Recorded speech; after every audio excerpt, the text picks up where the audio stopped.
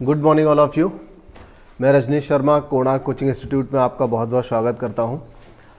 आज हम यहां पर मैथमेटिक्स में जो हमारा मेंसुरेशन चल रहा था, क्षेत्रफल वाला जो टॉपिक चल रहा था, क्षेत्रफल में एक और छोटा सा एक टॉपिक है जिसको हम पढ़ेंगे आज। समचतुर्भुज और समांतर चतुर्भुज से रिलेटिव जितने प्रश्न बन सकते हैं उन सभी प्रश्नों को यहाँ पर रखा गया है। इससे पहले की क्लासेस हम पढ़ चुके हैं। हमने वर्ग पढ़ा है, आयत पढ़ा है, अर्धवृत्त पढ़ा है, वृत्त पढ़ा है, वर्ग पढ़ा है, या बाकी का जो आपका ट्रायंगल है वो भी पढ़ रखा है। ये सारे टॉपिक पढ़ लिए हैं और जो भी फिगर से, जिस फिगर से भी सवाल बनता है उन सभी सवालों को हम पढ़ रहे हैं। अगली छोटी छोटी एक दो क्लासेस और भी मिलेंगी। इससे पहले की क्लासेस काफ़ी इंपॉर्टेंट रही हैं।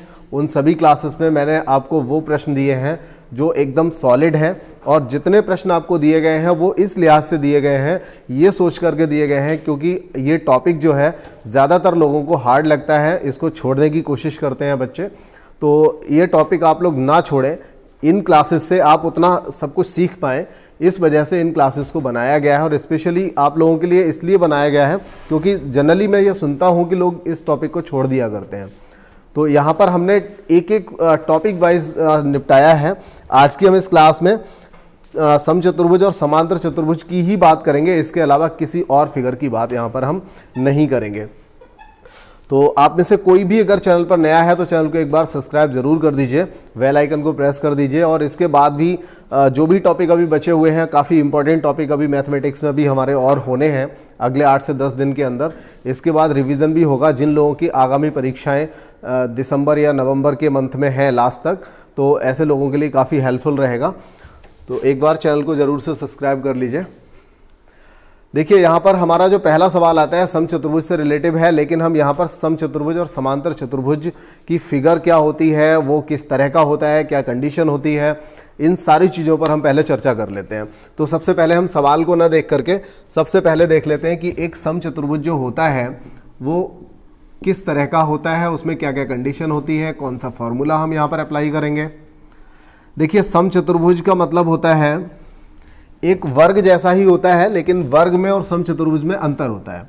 देखिए समचतुर्भुज में और वर्ग में क्या अंतर होता है। देखिए इसकी भी भुजा बराबर होती है और इसकी भी भुजाएं सभी बराबर ही होती हैं, लेकिन डिफरेंस ये होता है कि वर्ग जो होता है उसके हर एंगल जो होते हैं वो 90-90 के होते हैं, या आप ये भी कह सकते हो इसके दोनों विकर्ण बराबर होते हैं। ठीक है, इसके दोनों विकर्ण कैसे होते हैं, बराबर होते हैं। जबकि समांतर चतुर्भुज में ऐसा नहीं होता। यहाँ पर इनके जो एंगल हैं वो बदले हुए होते हैं। यहाँ पर आमने सामने के जो एंगल हैं, आमने सामने के कोण बराबर होते हैं। अगर ये कोण 80 है तो ये 80 होगा, अगर ये 100 है तो ये वाला भी 100 होगा। ठीक है, इसमें आमने सामने के जो कोण होते हैं वो बराबर होते हैं। ये इस तरह से थोड़ा सा झुका हुआ होता है, और इसके जो डायगोनल होते हैं, जो विकर्ण होते हैं, विकर्ण छोटे बड़े होते हैं, जैसा कि आपको फिगर में नज़र आ रहे होंगे कि इसके जो विकर्ण होते हैं वो कैसे होते हैं, अंतर होता है उनमें, छोटे बड़े होते हैं। ठीक है, तो एक विकर्ण को, क्योंकि विकर्ण डायगोनल होता है, एक को हम D1 मान लेते हैं और एक को हम यहाँ पर D2। ठीक है, D1 और D2, किसी को भी हम D1 D2 मान सकते हैं। तो ये तो हुआ समचतुर्भुज। अब देखिए समचतुर्भुज में एक कंडीशन और रहेगी जो पढ़नी बहुत ज़्यादा ज़रूरी है, क्योंकि जब भी प्रश्न आएगा तो इसका यूज़ आप ज़रूर करेंगे। देखिए ये जो विकर्ण होते हैं ये आपस में बीच में दोनों ही एक दूसरे को जब काटते हैं तो ये दोनों 90 डिग्री पर काटते हैं, या आप कह सकते हो लंबवत होते हैं। तो यहाँ पर ये समकोण बनाया करते हैं। अब थोड़ा सा अगर आप ध्यान दें तो देखिए एक समकोण त्रिभुज आपको ये नज़र आ रहा होगा जिसमें लंब और आधार इसको मानेंगे, कर्ण ये बड़ा वाला हो जाएगा। एक समकोण त्रिभुज आपको ये नज़र आ रहा होगा जिसमें एक लंब एक आधार मान लीजिए और ये वाला कर्ण हो जाएगा। ठीक है, तो ये सभी भुजाएं जो हैं ये कर्ण का काम करेंगी, जबकि ये दोनों लंब और आधार का काम करेंगी। इस तरह से यहाँ पर अंदर इसमें जो ट्रायंगल बनता हुआ नज़र आ रहा है वो कौन सा है, समकोण त्रिभुज यहाँ पर बन रहा है। ठीक है, ये चीज़ बहुत ज़्यादा मेन थी। हालांकि पूरे चैप्टर में ज़्यादा कुछ नहीं पढ़ने वाले। क्षेत्रफल का एक सिंपल सा फॉर्मूला होता है हाफ D1 और D2 का मल्टीप्लाई, यानी कि दोनों विकर्णों के गुणनफल का आधा अगर हम कर देते हैं तो ये क्षेत्रफल हो जाता है। हाफ पहले ही लगा दिया है, D1 इंटू D2 यानी कि डायगोनल 1 डायगोनल 2 दोनों ही विकर्णों का यहाँ पर मल्टीप्लाई हमें करना होता है। ठीक है ना, ये चीज़ अगर क्लियर हो गई है, अगली जैसे ही समांतर चतुर्भुज आएगा हम समांतर चतुर्भुज को भी समझ लेंगे। समांतर चतुर्भुज में जो भी कंडीशन बनती है उसको हम वहीं पे समझ लेंगे जैसे ही सवाल आएगा। और सबसे पहले हम अपने पहले प्रश्न को यहाँ पर सॉल्व कर लेते हैं। देखिए पहला प्रश्न हमारा क्या है कि एक समचतुर्भुज के विकर्ण क्रमशः विकर्ण दे रखे हैं, देखिए 16 और 12, और कह रहा है कि उस समांतर चतुर्भुज का क्षेत्रफल कितना होगा। तो हाफ d1 d2 जब लगाएंगे तो क्या होगा, हाफ d1 यानी कि एक डायगोनल 16 है, एक डायगोनल 12 है, 2 से काट दीजिए, 2 छक्का 12 और 16 छंग 96, यहाँ पर आपका आंसर हो जाएगा। अब देखिए एक बात और आपको बता दूं, ये जो प्रश्न है ना इसको आप नोट कर लो। अगर समचतुर्भुज से आपको प्रश्न आया तो 90% आपको इस तरह की लैंग्वेज और 96 आंसर वाला सवाल आने के सबसे ज़्यादा चांस रहेंगे, क्योंकि ये अनगिनत बार, इतनी बार रिपीट हुआ है मैं यहाँ पर लिख नहीं सकता, इतनी बार ये सवाल रिपीट हुआ है 16 और 12 से रिलेटिव, जिसका आंसर 96 आएगा। हालांकि हमने इस पूरी क्लास में जितने भी प्रश्नों को यहाँ रखा है, मुझे उम्मीद है कि 1-2 ही प्रश्न ऐसा होगा जो थोड़ा डिफरेंट होगा, अदरवाइज जितने भी प्रश्न हैं वो वही हैं कि जब आपको पेपर में जब आप देखेंगे कि समचतुर्भुज का सवाल आया है तो आपको एज इट इज वही सवाल मिलेगा जो सवाल आज आप इस क्लास में पढ़ रहे होंगे, ठीक है, किसी भी जगह। और इस क्लास को लेने के बाद आप कितने भी प्रैक्टिस सेट लगाइए, प्रैक्टिस सेट में आपको जहां समचतुर्भुज मिल जाए आपको एक भी सवाल नया नहीं मिलने का, जितने सवाल मिलेंगे हर सवाल आपका इस क्लास से रिलेटिव ही रहा होगा।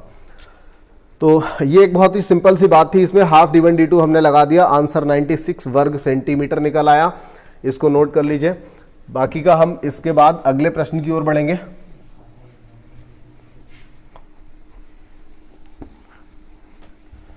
काफी सिंपल है, इसमें केवल आपको हाफ d1 d2 याद रखना है, बस समचतुर्भुज की क्या कंडीशंस होती हैं उनको याद रखना है, एक एक करके उन्हीं कंडीशंस को हम यहां पर यूज करने वाले हैं। अब देखिए अगला जो प्रश्न है वो क्या है, फिर से उसी तरह का प्रश्न है। एक समचतुर्भुज है जिसके विकर्ण 8 और 6 हैं, उसकी भुजा के समान वर्ग का क्षेत्रफल कितने वर्ग सेंटीमीटर होगा। थोड़ा सा लैंग्वेज को समझ लीजिए एक बार, क्या कहा गया है। वो कह रहा है कि एक समचतुर्भुज है जिसमें एक विकर्ण तो है 8 और एक विकर्ण है 6। अब एक बात समझिए यहाँ पर, अगर एक विकर्ण 8 है, दूसरी बात ये कि जो विकर्ण होते हैं ये एक दूसरे को जब काटते हैं 90 डिग्री काटते हैं, ये बात तो समझ में आ गई। दूसरी एक बात और भी है कि ये जो विकर्ण होते हैं एक दूसरे को जहाँ पर ये काटते हैं तो ये बराबर भागों में डिवाइड करते हैं। कहने का मतलब ये है कि अगर ये वाला विकर्ण 8 है तो समझ लीजिए कि 4-4 के 2 टुकड़े यहाँ पर हो गए इसके, क्योंकि ये मिडिल में काटता है, बिल्कुल सेंटर पे काटता है, ठीक है। और अगर ये 6 है तो ये 3 हो गया और ये कितना हो गया, 3 हो गया। आप में से सभी लोग ऐसे होंगे जिन्होंने ट्रायंगल की क्लास जरूर पढ़ी होगी। तो देखिए 3 और 4 जब होगा तो कर्ण कितना आएगा, सिर्फ आप इसको देखिए, सिर्फ इसे देखिए कि ये आपका एक वो समकोण त्रिभुज नजर आ रहा है जो आपको बताया गया था सबसे बेसिक 3 4 5 वाला, जिसमें लंब और आधार अगर 3 4 है तो हमेशा उसका कर्ण कितना आएगा, 5 आएगा। तो इसका मतलब भुजा इसकी कितनी हो गई, 5 हो गई। क्षेत्रफल पूछा ही नहीं है उसने, तो ये बोला है उसकी भुजा। अब उसकी भुजा हमने निकाल ली, उसकी भुजा के समान वर्ग का क्षेत्रफल कितने सेंटीमीटर होगा। यानी कि देखिए जब हम इसका क्षेत्रफल निकालेंगे तो हम हाफ d1 d2 लगाएंगे, हाफ d1 यानी एक 8 है और एक 6 है, तो इस तरह से जब हम निकालेंगे तो यहां पर 24 आएगा। तो हमसे ये चीज नहीं पूछी गई है, हमसे यहां पर पूछा गया है उसकी जो भुजा है। अब देखिए भुजा हमने निकाल ली, उसकी भुजा के समान वाला एक वर्ग है, उस वर्ग का क्षेत्रफल बताओ। भाई जिस वर्ग की भुजा 5 है उसका क्षेत्रफल सभी को पता है कितना होगा, 25 होगा, क्योंकि वर्ग का क्षेत्रफल ही तो करना है, मतलब क्षेत्रफल निकालना है तो स्क्वायर ही तो करना है भुजा का। तो ये वर्ग वाली जो क्लास है आप पहले पढ़ चुके हैं, बहुत ही सिंपल सी बात होती है। मेंसुरेशन में सबसे आसान चीज़ यही होती है, वर्ग का क्षेत्रफल भुजा का स्क्वायर होता है, हर कोई जानता है इसके लिए, ठीक है। तो यहाँ से 25 आंसर हो जाएगा। अब देखिए इसके बाद और अगले सवाल की ओर चलें। जब इस टॉपिक को स्टार्ट किया था उसी समय बता दिया था, अगर ध्यान दिया होगा तो मुझे नहीं लगता कि समझ में ना आया हो। अगर अच्छे से नहीं पढ़ा है तो एक अलग बात है, लेकिन अगर ध्यान दिया है तो जो भी टॉपिक पढ़ाया गया एक एक चीज़ पर ध्यान दिया है, जिस तरह से बताया गया और उसको किया है, तो मैं समझता हूं कि मेंसुरेशन फिर आपको टफ नहीं लगेगा। चलिए खैर, तीसरा सवाल है हमारा, एक समचतुर्भुज का परिमाप 146 है। अब देखिए एक जो प्रश्न है यहाँ पर रखा गया है, ये एसएससी में आया हुआ प्रश्न था, सिर्फ इसलिए यहाँ पर रख दिया गया है। लेकिन कैलकुलेशन थोड़ी सी टफ जरूर लगेगी, लेकिन बहुत ज़्यादा नहीं। मैं पूरा बेस समझाता हूँ आपको इसका क्या है।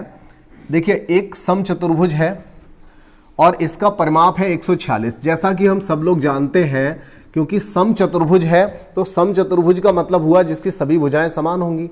अगर सभी भुजाएं समान हैं तो हर एक भुजा को निकालने के लिए हम क्या करेंगे, 4 से भाग लगाएंगे।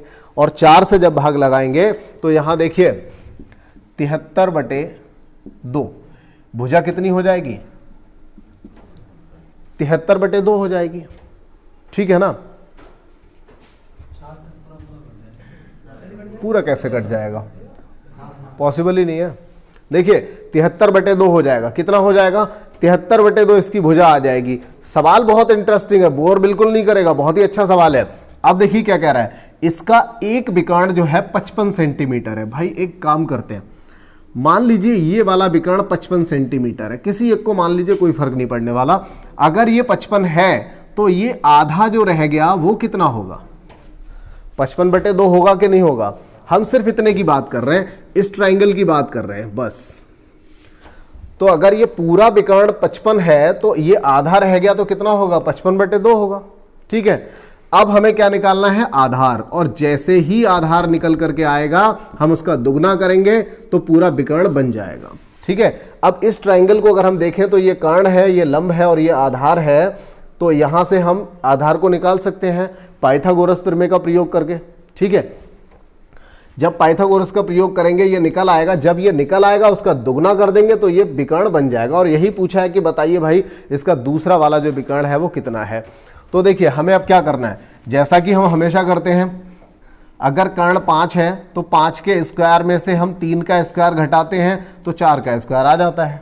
5 का स्क्वायर 25 में से 9 घटाया 16 आ जाएगा, जो कि 4 का स्क्वायर होगा। तो कंडीशन क्या होती है यहाँ पर, कर्ण का स्क्वायर बराबर लंब का स्क्वायर प्लस आधार का स्क्वायर। ठीक है, ये होता है।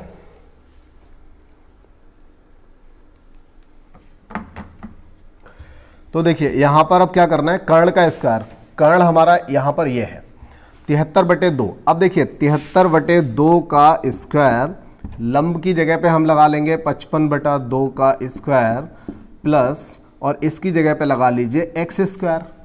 ठीक है, यही हमें यहां से निकालना है। अब देखिए 73/2 का मतलब यहां पर क्या हुआ, 73 का स्क्वायर करना है। और 73 कितना होता है, 50 से कितना ज्यादा होता है, वर्गमूल वाली क्लास में मैंने अच्छे से बताया है, बहुत आसानी से कर सकते हो इसका। 73 यानी कि ये 50 से कितना ज्यादा है, 23, और 23 का होता है 529, 529 का 29 लिखेंगे, 5 बचेगा, 25 में 23 जोड़ेंगे क्योंकि ये 23 ज्यादा है, 25 में 23 जोड़ेंगे तो कितना हो जाएगा, 47, 48 हो जाएगा।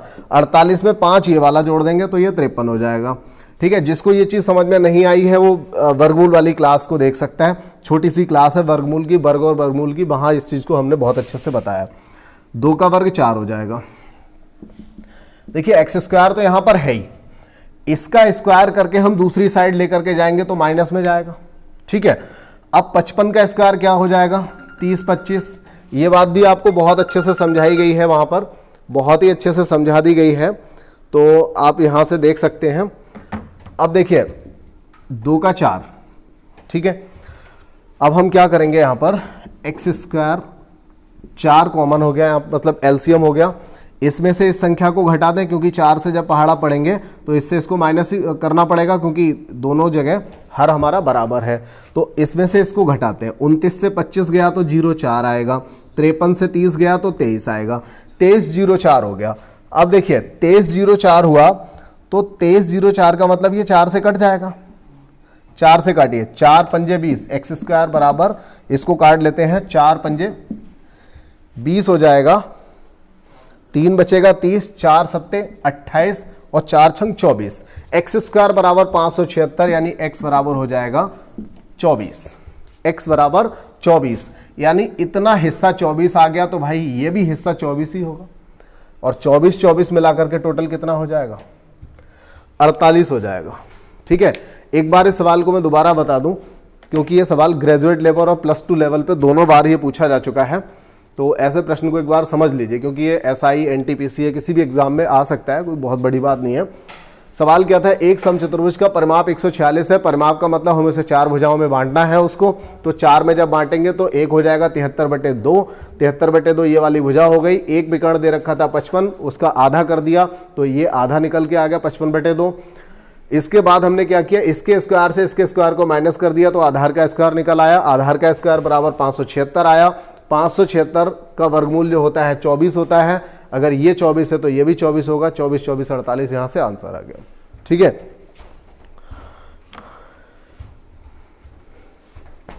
चलिए अगला प्रश्न लेंगे अभी।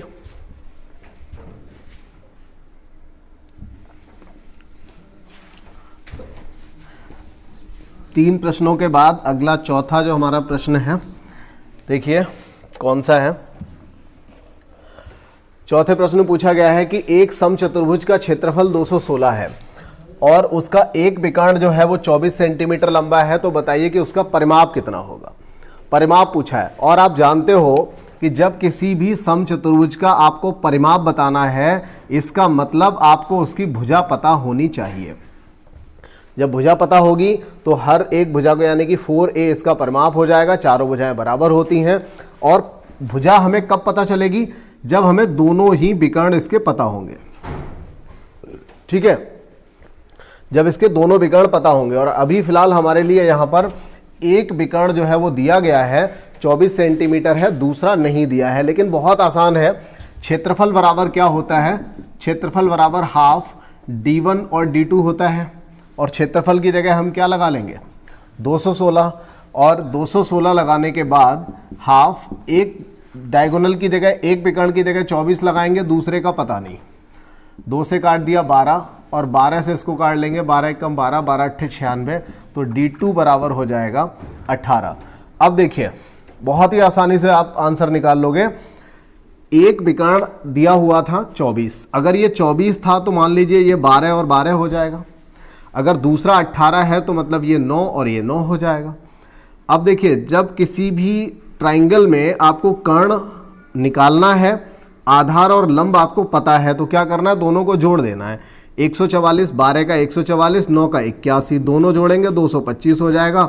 मतलब a बराबर यहाँ पर क्या निकल आएगा, 15। अगर भुजा 15 है तो परिमाप कितना हो जाएगा, 15 चौका 60 हो जाएगा। सिंपल सी बात हो गई। हर बार बस इसी तरह के प्रश्न पूछे जाते हैं। चलिए ठीक है, 4 सवाल हो गए हैं, 5वां देख लेते हैं क्या रखा हुआ है 5 नंबर पे। एक समचतुर्भुज का परिमाप 60 है। ये देखिए दोनों ही प्रश्न किसी जगह आए हुए थे, उसको मैंने लिखवाना बंद कर दिया है कहाँ आए हुए हैं, क्योंकि मैंने पहले ही आपको बता दिया हर एक प्रश्न बहुत ज़्यादा इंपॉर्टेंट वाला रखा हुआ है, तो ये मायने नहीं रखता कि वो किस जगह आया है। अब देखिए चौथे 5वें प्रश्न में देखो, एक समचतुर्भुज का क्षेत्रफल 216 दिया है, एक विकर्ण 24 दिया है, परिमाप पूछा है। अगले प्रश्न में क्या दिया, परिमाप 60 दिया है, एक विकर्ण 24 दिया है, मतलब है कि दूसरा वाला विकर्ण 18 निकल के आएगा और क्षेत्रफल 216 आएगा। ये दोनों डेफिनेट किसी न किसी एग्जाम में मॉर्निंग की मीटिंग में और इवनिंग की मीटिंग में आए हुए प्रश्न होंगे। 100% इसी तरह के प्रश्न देखने को मिलते हैं, उसी सवाल में से बना करके दूसरा रख दिया जाता है। तो यहाँ पर भी हमें क्या करना है, क्षेत्रफल निकालना है। क्षेत्रफल के लिए हमें उसका विकर्ण चाहिए। अब देखें, जब हमारे पास परिमाप है तो हम भुजा निकाल सकते हैं। भाई परिमाप अगर 60 है तो हर भुजा कितनी हो जाएगी, हर भुजा 15 हो जाएगी। अगर हर भुजा 15 है और एक विकर्ण 24 है तो 24 का मतलब ये 12 12 आप इसको मान लीजिए। फिर विकर्ण यानी कि 15 से ये वाला जो है इसके लिए विकर्ण रहेगा या कर्ण रहेगा। तो ये देखिए 15 का स्क्वायर 225, 225 से जब 144 घटाएंगे तो 81 बचेगा, और 81 का मतलब कितना हो जाएगा, 9 हो जाएगा। ठीक है, 9 यानी कि ये भी 9 हो जाएगा। तो आप यहाँ पर अब क्षेत्रफल निकालने के लिए फॉर्मूला लगाओगे, हाफ d1 d2। d1 एक 18 मान लीजिए और 12 12 एक को आप 24, तो 2 से काटा 9 आ जाएगा। 24 और 9 का गुणा कर लीजिए, 216। सेम प्रश्न को ही बस बना दिया गया। हाफ d1 d2 के अलावा कुछ नहीं करना है, बस ध्यान ये रखना है कि इन दोनों से मिलकर के ये निकलेगा। यहाँ पर ये 90 डिग्री होता है, पाइथागोरस का प्रयोग करना है। बाकी का आपको पूरी क्लास में बहुत ज़्यादा कुछ नई चीज़ नहीं मिलेगी, क्योंकि सवाल ही यहाँ पर इसी तरह से पूछा जाता है। जब भी समचतुर्भुज का सवाल मिलेगा, हाफ D1 D2 के अलावा कुछ और नया नहीं कराने वाला, एक ही सवाल मिलता है। बहुत ज़्यादा प्रश्न नहीं है, थोड़े थोड़े बदल करके जितने भी पॉसिबल बन सकते थे उनको बना रखा है। बहुत ज़्यादा प्रश्न नहीं है इसमें प्रश्नावली में, इसमें क्लास में। अब देखिए क्या दिया है, एक अवर्गाकार समचतुर्भुज का मतलब समचतुर्भुज यानी कि वो वर्गाकार नहीं है, उसमें हर एक एंगल जो है वो 90 नहीं है, उसके दोनों विकर्ण बराबर भी नहीं है। अवर्गाकार का यही मतलब हुआ। वर्गाकार कहा होता तो वर्ग हो जाता। ये कहता है कि परिमाप 20 है। देखिए कितना सिंपल सा प्रश्न है। परिमाप 20 है, इसका मतलब भुजा कितनी हो जाएगी? एक विकर्ण 8 है, मतलब 4 4। और देखिए बहुत ही सिंपल सी फिर से बात आ गई, अगर विकर्ण 5 है, कर्ण 5 है, लंब 4 है, तो आधार क्या होगा? 3 होगा। तो देखिए ये बन जाएगा 3 4 5 वाला लॉजिक। तो क्षेत्रफल पूछा है तो हम क्या करेंगे, हाफ D1 यानी कि 6 लगा दीजिए एक जगह, और एक जगह 4 4 कितना लगा देंगे? 8। तो 2 से काटा 3, 8 3 24 आपका आंसर हो गया। बात तो क्लियर हो रही है ना? एक एक चीज समझ में आ रही होगी। पिछली क्लासेस अगर नहीं देखी हैं तो आप पिछली क्लासेस को जरूर देख लीजिए। मतलब मैंने इतनी अच्छे से कोशिश की थी इसको पढ़ाने की। ट्राइंगल आपने अच्छे से पढ़ा होगा, ट्राइंगल हो गया, रेक्टेंगल हो गया, स्क्वायर हो गया, सारी चीज़ों को इस तरह से पढ़ाने की कोशिश की थी कि आपको ये टफ ना लगे। और आने वाले एग्जाम में आप इस बार हर हालत में इस टॉपिक से आने वाला कोई भी प्रश्न अगर आता है तो आप उसे सही करके आएँ। अब देखिए ये जो प्रश्न है ये कई बार एसएससी में और एनटीपीसी जैसे एग्जाम में, रेलवे वाले में कई बार पूछा गया है। लेकिन इस प्रश्न में क्या है, सिर्फ उसको बिना वजह टफ बनाने की कोशिश की गई है, और सवाल में क्या है वो हम समझ लेते हैं। लेकिन यहाँ पर बात कर रहा है ये समांतर चतुर्भुज की। हम अब तक पढ़ रहे थे समचतुर्भुज, और एक दो प्रश्न शायद इसमें आया होगा समांतर चतुर्भुज का, बहुत ज़्यादा तो नहीं पूछा जाता है। समांतर में क्या होता है, समांतर चतुर्भुज जो होता है उसमें आमने सामने की भुजाएं बराबर होती हैं। चारों भुजाएं बराबर होने की कोई कंडीशन इसमें नहीं होती है, ठीक है। और इसके जो विकर्ण होते हैं वो किसी कीमत पे 90 पे नहीं काटेंगे, किसी कीमत पर 90 पर नहीं काटने वाले, वो समचतुर्भुज में काटते हैं जिसकी सभी भुजाएं बराबर होती हैं, तब ये जरूर 90 पर काटते हैं। लेकिन यहां पर ये 90 पर नहीं काटेंगे, ठीक है, इस तरह से। लेकिन विकर्ण दोनों अलग होते हैं, दोनों ही विकर्ण बराबर नहीं हो सकते। दोनों विकर्ण बराबर अगर हो जाएंगे तो ये एक आयत बन जाएगा, ठीक है। अगर दोनों विकर्ण बराबर होंगे तो आयत बन जाएगा। लेकिन हम बात यहाँ पर समांतर चतुर्भुज की कर रहे हैं। अब देखिए आपको यहाँ पर एक चीज मैं बता दूं, कई बार क्या होता है कि सवाल समांतर चतुर्भुज से पूछा जाता है, लेकिन उसमें किसी एक विकर्ण की माप दे रखी होती है। मान लीजिए इसको 20 दे दिया, सपोज। अभी हम सवाल की बात नहीं कर रहे, समांतर चतुर्भुज क्या है और अगर सवाल आता है तो कैसे निपटाना है, बस ये समझ रहे हैं।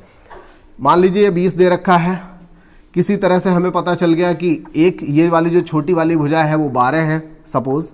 ये वाली भुजा हमें पता चल गई कि ये वाली 15 है, सपोज कीजिए। इस तरह से हमें पता चल गया। तो इस तरह से मतलब वो कंडीशंस दे रखी होंगी। जब इस तरह की कंडीशन होंगी और पूछा जाएगा कि बताइए समांतर चतुर्भुज का क्षेत्रफल कितना है, तो यहाँ पर हम एक क्या नियम लगा सकते हैं, बल्कि इसके लिए देखा जाए तो कोई स्पेशल फॉर्मूला समांतर चतुर्भुज के लिए नहीं होता। हम देखिए ये कर सकते हैं, सिर्फ इतना देखें, एक ट्राइंगल नजर आ रहा है और एक ऐसा ट्राइंगल नजर आ रहा है जो कि विषम बाहु है।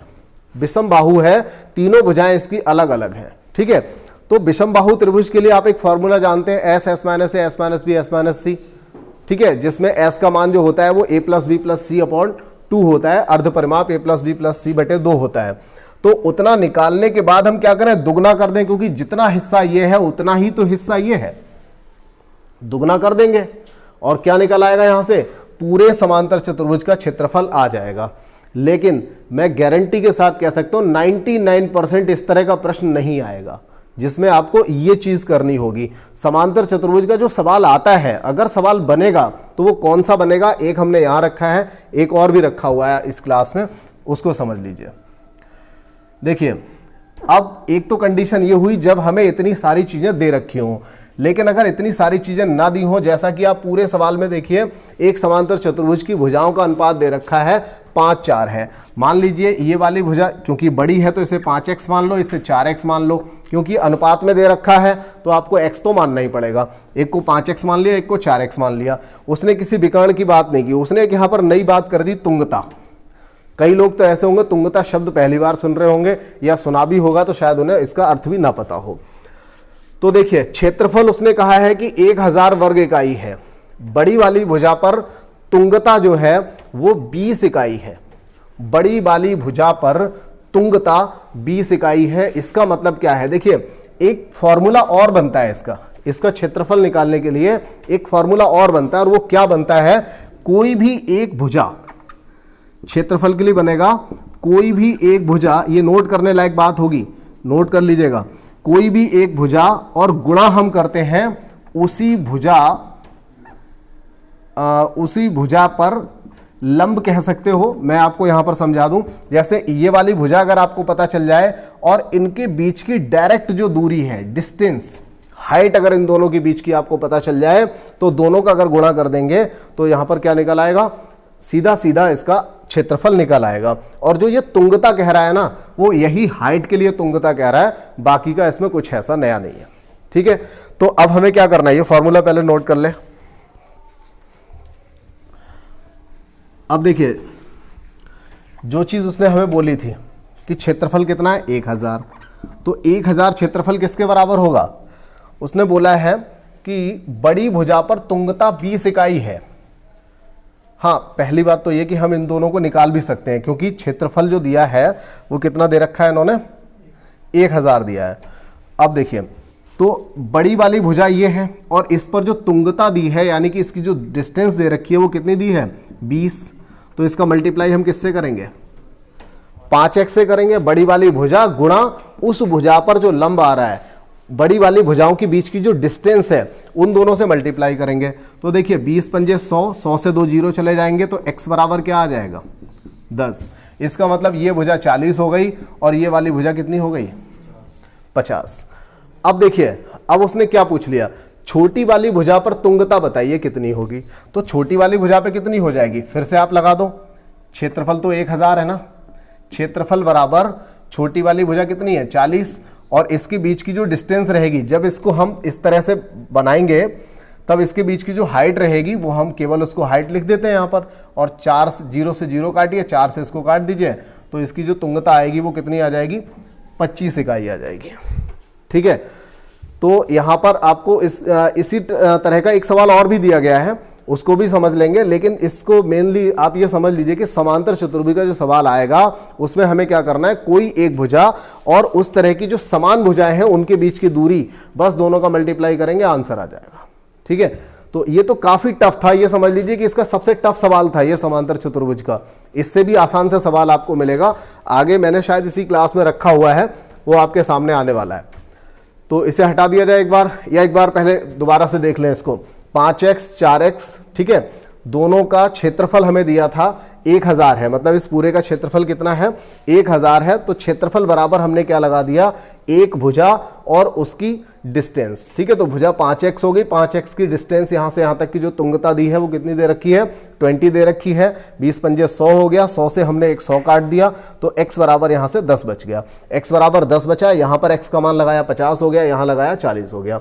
अब वो कह रहा है अगर छोटी वाली भुजा पर, कहने का मतलब अगर इसको सीधा कर लिया जाए, जब इसको हम इस तरह से सीधा करेंगे तो दूसरी वाली जो भुजा रहेगी, ये दोनों को हम बराबर पे रखेंगे, तो इनके बीच की जो डायरेक्ट डिस्टेंस रहेगी यहां से लेकर के यहां तक की, ये डिस्टेंस और ये, इन दोनों के बीच की जो डिस्टेंस रहेगी वो ये जानना चाहता है। तो क्या निकल के आएगी, 1000 का हम 40 गुणा इसके बीच की डिस्टेंस बराबर h लगा देंगे, तो आंसर यहां से निकल आएगा। ठीक है, चलिए तो इसके बाद और आगे के सवाल देखते हैं किस तरह के दिए हैं।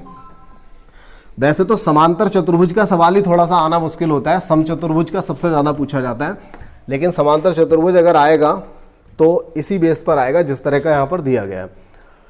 चलिए ये सवाल देखिए उसी से बना हुआ है। एक समांतर चतुर्भुज है, एक समांतर चतुर्भुज, इसकी निकटवर्ती भुजाएं 36 और 27 है, यानी कि एक बड़ी हो गई एक छोटी हो गई। तदनुसार यदि उस चतुर्भुज की छोटी भुजाओं की दूरी 12 सेंटीमीटर हो, छोटी भुजाएं कौन सी हैं, ये वाली, अगर इनके बीच की जो दूरी है वो कितनी हो, 12 सेंटीमीटर हो, तो बड़ी वाली भुजाओं के बीच की दूरी बताओ। क्या करना चाहिए हमें, देखिए क्षेत्रफल तो बराबर ही आएगा, चाहे आप छोटी भुजा के साथ उसकी दूरी जो तुंगता दी है उसका मल्टीप्लाई करो या बड़ी वाली का मल्टीप्लाई करो, क्षेत्रफल तो इक्वल आएगा। तो हमें क्या करना चाहिए, 27 गुणा 12, छोटी भुजा और उसके बीच की दूरी 12 बराबर होगी 36 गुणा उसके बीच की दूरी, जो कि हमें पता नहीं है। ठीक है, बस सामने आंसर आ गया। 9 चौक 36, 9 तिया 27, 4 तिया 12, 3 तिया 9, यहां पर आंसर जरूर दिया होगा। ये देखिए, तो अभी जो 8 सवाल आपने पढ़े सम चतुर्भुज और समांतर चतुर्भुज के, जितने भी सवाल यहां पर बन सकते थे, हाफ D1 D2 और एक ये वाला जिसमें एक आपको भुजा और उसके बीच की दूरी से मल्टीप्लाई करना था, ये 2 टाइप के सवाल बनते हैं। जितने भी सवाल बन सकते थे वो यहाँ पर हमने आपको बता दिया। इस क्लास में 8 ही सवाल थे और इसमें और ज़्यादा प्रश्न नहीं बनेंगे, बनते ही नहीं है। मतलब समांतर चतुर्भुज सम चतुर्भुज पे जो भी प्रश्न बन सकते हैं इन 8 के अलावा, 8 भी नहीं, मैंने 3-4 ही सवाल थे, बस उनका रिवीजन करा दिया। जिस तरीके से जिस लैंग्वेज से भी ये पूछे गए थे उन सभी को रख दिया गया है। बाकी का आप तैयारी करते रहिए। अगर कोई नया कुछ ऐसा लगेगा तो एग्जाम से पहले कभी और भी क्वेश्चंस आपको दे दिए जाएंगे। वैसे कोशिश की गई थी कि सबसे बेस्ट क्वेश्चंस आपको छांट करके दिए गए।